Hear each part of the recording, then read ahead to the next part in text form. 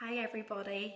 This week's top talking tips are for children aged between 12 and 18 months old. So you might be noticing that your child is becoming increasingly busy and active and they're into all sorts at this stage. Play is a really crucial part of child development. And we often liken it to how as adults it is essential for us to go to work. It is essential that your child gets play experiences every single day. So we hear the phrase that play is the work of the child. Your child learns so many new skills through play. So they are learning about things such as taking turns, about negotiating and sharing. They're learning about decision making. Their creative development and language development is also flourishing through play, and their motor skills also develop through play. So the best advice I can give you at this stage is just to simply join in with your child's play.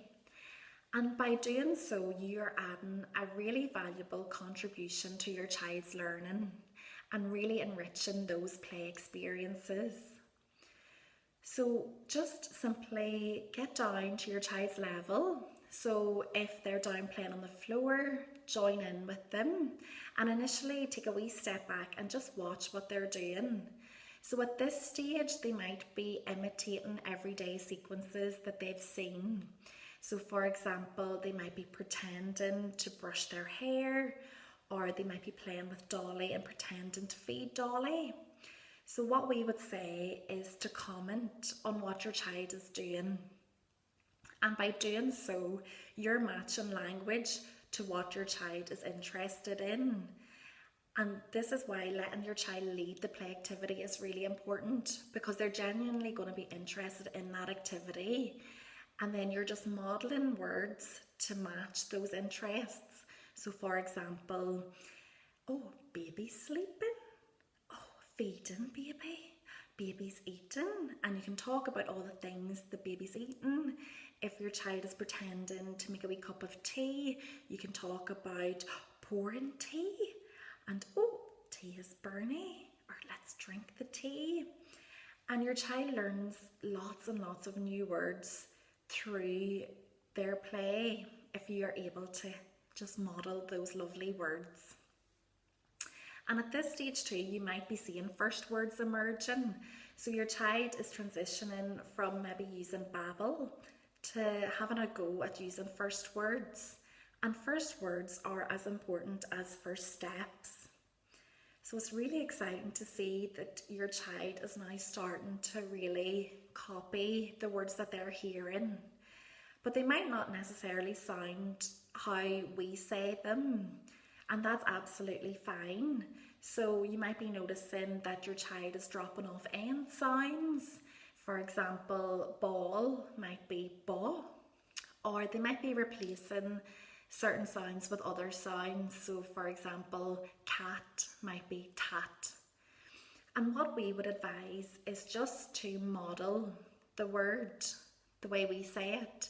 So repeat it after the child, but say it with appropriate pronunciation. So, it's the cat, or yes, the ball, and slightly emphasize those key words, and that'll help your child to learn how to say the words correctly.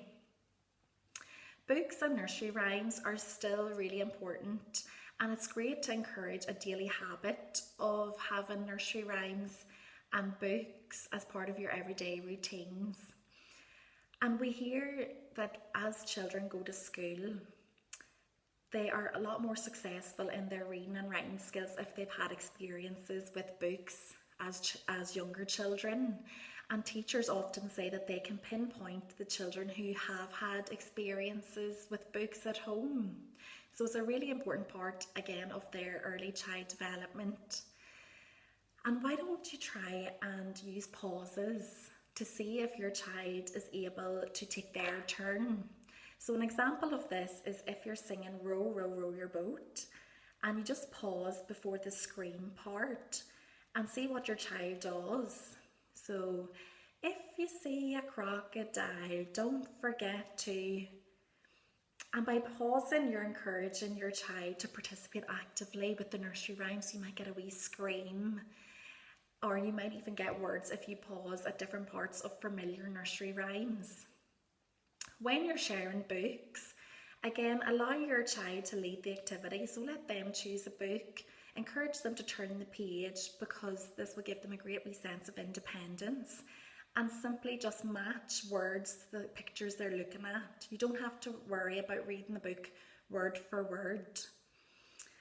I also just wanted to mention a quick note about dummy use. So the Public Health Agency guideline is that after 12 months, children shouldn't really have dummies, and they lose their benefit as children get older. So rather than using a dummy to soothe your child, try and remove the dummy and use positive touch and positive words and cuddles and things to help your baby regulate their emotions. Of course, dummies have benefits up until 12 months, but after, what we see is an increase in recurrent ear infections, and lots of dummy use can also affect the positioning of your child's teeth. So it's really important to have a wee think about maybe weaning your child off if they still are taking their dummy, and then over time making a clean break from the dummy. If any parents have had experiences of weaning their children off, it might be lovely for you to share those experiences or what worked well for you. And I just want to say thank you to those parents that have been in touch.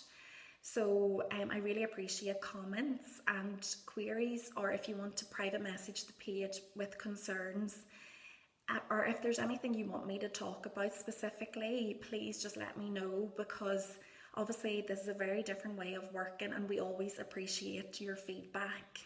So I hope you enjoyed that today, and again, let me know if you have any comments or queries. Thank you.